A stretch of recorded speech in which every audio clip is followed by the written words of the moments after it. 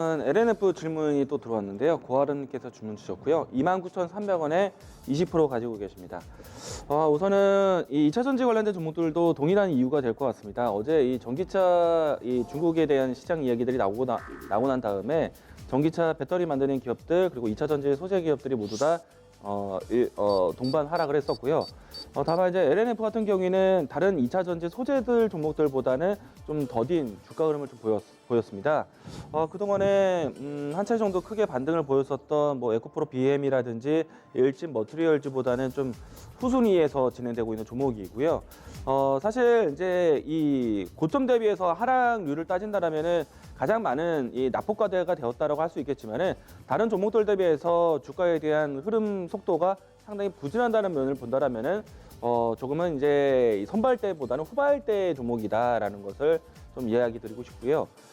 그래서 빠졌다고 해서 바닥이라고 해서 완벽한 바닥이라고 보기엔 좀 어렵다라는 겁니다. 그리고 어제 같은 경우에는 중국 시장에 대한 얘기들이 나왔다라는 것을 2차 전지 소재 기업들도 낙폭과대로 오히려 빠지면 매수의 기회다라고 얘기를 들 수 있겠지만은 속도 측면에서 본다면 LNF는 순위 자체가 좀 후순위에 있다라고 좀 이야기 드릴 수 있을 것 같습니다. 제가 생각하는 2차 전지 쪽에서의 이 기존에 있었던 2차 전지 소재 쪽에서의 최선호주는 일진 머티리얼즈가 당분간 진행될 것 같고요. 향후에 이 본격적으로 전기차 시장에 대한 개화기가 되었을 때는 에코프로 BM이 좀 더 시장 우위에 있을 것이다라고 항상 그렇게 이야기를 해왔었어요.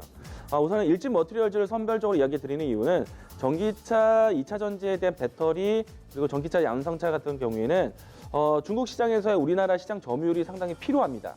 그리고 그 시간 동안에 중국에 매달리는 것이 아니라 이제는 미국으로, 이제는 유럽으로 공장을 늘리면서 생산을 준비하고 있었는데 본격적인 생산을 하고 양산을 하고 시장에 이 상용화되는 때까지는요 어느 정도 좀 시간이 좀 필요할 것 같습니다.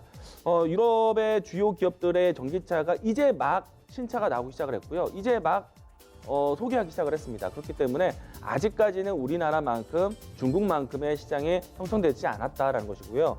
그리고 미국도 마찬가지가 될 것 같습니다. 인프라 구축에 대한 부분들이 아직까지는 좀 부족한 상태라고 보이기 때문에 본격적인 전기차 시장의 시대는 아직은 좀 더 지켜봐야 된다. 그 이전까지 기업들이 기술에 대한 또 생산을 위한 준비 단계로서 버텨야 되는 구간인데 소재 기업들 중에서 그 버티는 좀 더 긍정적으로 기다릴 수 있는 시기가 좀 더 유리한 기업이 일진 머티리얼즈다. 왜냐하면은 리튬, 코발트 이와 같이 소재로 해서 2차 전지를 만들게 되는데 이 일진 머티리얼즈 같은 경우에는 리튬을 먼저 하게 됩니다.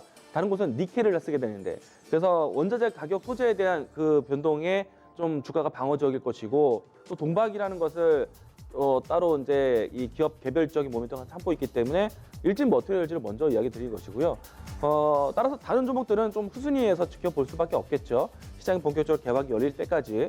그리고 차후에 시장이 개막이 열렸을 때 에코프로 BM을 이야기 드리는 이유는 전 세계의 고객사를 많이 가지고 있는 회사가 에코프로 BM이기 때문에 그래서 에코프로 BM이 가장 유리한 시장 종목이다라고 이야기 드린 겁니다.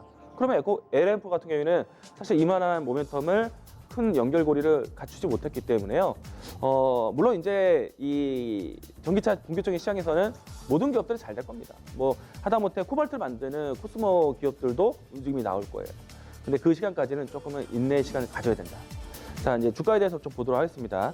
분명히 어제와 같이 삼성 SDI, LG화학이 떨어지는 시장 흐름들은 오히려 저가 매수 기회다라고 말씀드렸는데요. 우선 LNF 같은 경우에 대응하시는 데 있어서는 조금 시간을 더 수정시켜야 되지 않을까 생각합니다. 자, 우선은 매수하신 가격대가 27,000원권에 갖고 계신데요. 이 라인대는 지금 지난해부터 해서 하락했을 때 바닥권이라고 예상하시면서 들어가셨던 것 같은데 다만 좀 더 추가적인 하락이 나왔던 것 같고요. 이 구간에서는 사실 이 종목에 대한 나쁜 점은 없습니다. 모멘텀 여전히 살아있고요. 내년을 바라보면서 기다리셔야 되는 위치이다. 다만 이제 여기서 비중을 늘리는 일들은 조금은 자제. 시장을 좀 더 기다려야 되고요. 종목에 대한 이 본격적인 시장도 기다려야 되기 때문에 저는 현재 위치에서는 보유 관점이고요. 다만 이제 올라왔을 때의 대응이 더 중요한데 이번에 올라오게 되면은 장기 이평선을 만나는 자리에서 한 차례 내려왔었기 때문에 이번에도 장기 이평선에 대한 돌파 테스트를 해야 됩니다. 그 가격대가 매수가 근처예요.